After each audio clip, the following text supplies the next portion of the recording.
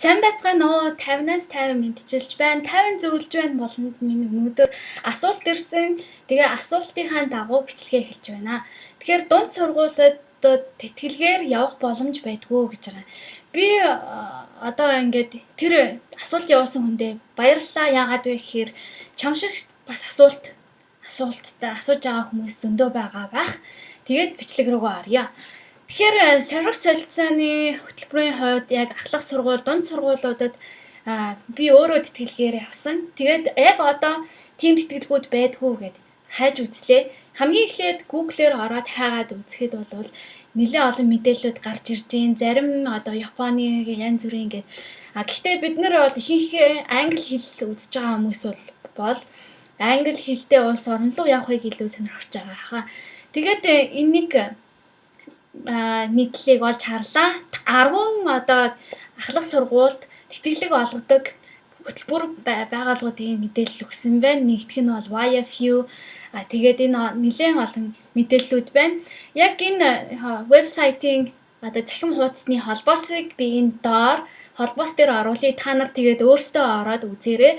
Тэгээд ямар тэтгэлгүүд ямар байх нэ гэдэг дээр бол та нар өөрсдөө дэлгэрэнгүй үзээрэй. Ерөнхийдөө бол хідэн төгрөг өгдөг.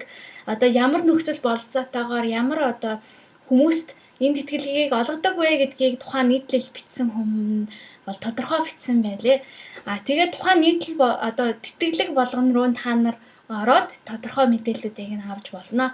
Миний хувьд би солилцооны хөтөлбөрийг YFU хөтөлбөрөөр явж исэн. Тэгээд хамгийн нэгдүгээр YFU-гийн одоо тэтгэлгийг байгааг би харсан. Тухайн үед бол би Source-ийн сангийн тэтгэлгээр явж исэн. Гэхдээ YFU өөрөө бас тэтгэлэг одоо хүртэл олгосон хэвээрээ байгаа. YFU Монголын салбар нь 2004 оноос хойш үйл ажиллагаа хийгээ явж байгаа. Би өөрөө ч гэсэн YFU Монголдоо сайн дураараа боломж болцоогоороо бол туслаад дэмжиж явдаг байгаа. Тэгээ YFU Монголын тэтгэлэг хөтөлбөр хамгийн нэгдүгээрт байсан нь бас надад их гоё бахархууштай сэтгэл төрсөн. Тэгээд YFU Монгол маань ч гэсэн сурагчдыг сураг солилцооны хөтөлбөрөөр ингээд бас явуулж исэн байгаа. Тэгээд хамгийн сүүлд би анх эргээд энэ хүүг сураг солилцооны хөтөлбөрөөр явахт нь бас Америкийн визийн одоо зарим зүйл дээр нь тусалж бас зөвлөгөө өгж исэн. Тэгээд анх 2010 он яваад буцаад ирсэн байгаа. Тэгээд та нар ч бас тэгээд илүү одоо нэмэлт мэдээлэл авмаар байгаа бол YFU Монголтой холбогдоорой. YFU Монголын маань бол яг хөтөлбөрийн маань Монгол улс дахь суурин төлөөлөгч нь бол Уянгаа гэж байгаа. Тэгээд та нар цахим хуудасаас нь ороод мэдээлэл аваарай. Тэтгэлгийн талаар мэдээлэлээ ч гэсэн бас тэндээс ороод аваарай.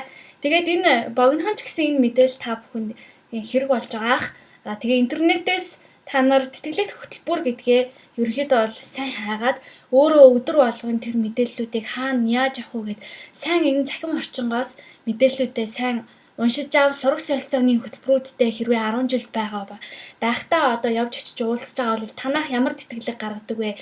Ямар нөхцөлтэй байдаг вэ гэдгийг асуултуудыг байнга аль болох төлбөртэй гэхгүйгээр одоо тэтгэлэг байвал төлбөртэй байсан ч гэсэн зарим тохиолдолд энэ вебсайт дээр энэ түрүүний англи хэлээр бичсэн байсан нийтлэл дээр болохоор YFU-гээс $2000 өгнө гэсэн байсан. Тэгэхээр тэр маань болохоор бас та нар бодох хэрэгтэй. Зарим нэг одоо солилцооны хөтөлбөр маань жилийн хугацаатай 6 жилийн биш 6 сарын хугацаатай. Тэгээд тэр хугацаанаас хамаарат төлбөр нь өөр байдаг. Гэхдээ тэр төлбөрөөсөө 6 одоо жишээлбэл тэр $8,000 байлаа гэхэд би зүгээр л жишээ ярьж байгаа шүү. Яг жинхэнэ үн бол биш. Тэр байгаа төлбөрөөс нь $2,000 асуулна гэдэг чинь бас тодорхой хэмжээний хөнгөлөлт урамшуул болчихж байгаа юм шүү. Тэгээд бас олон тэтгэлгүүдийг аваад ингээд явах юм бол зарим тэтгэлгүүдийг нэг тэтгэлэг авсан байгаа дээр дахиж давхар авч болдог тийм тэтгэлгүүд байдаг. Зарим тэтгэлгүүд болохоор одоо нэг тэтгэлэг авсан болвол дахиж олгогдохгүй байхаар тийм нөхцөлтэйгээр байдаг. За ямар ч байсан асуулт явуулсан хүндээ баярлалаа. Тэгээ та нар хэрвээ надаас өшөө асуух асуултууд байх юм бол миний 50-аас 50 гэдэг хуудас руу очиод бичиж болно. Эсвэл миний 50 амьдралыг Монголдо Facebook группт одоо нэгдэж асуулт тэнд нийтэлж болно. Тэгээд ямар ч байсан 50 амьдралыг Монголдо дараа уулзтлаа баяртай. Миний сувгийг YouTube дээр захиалж аваарай. Баярлалаа.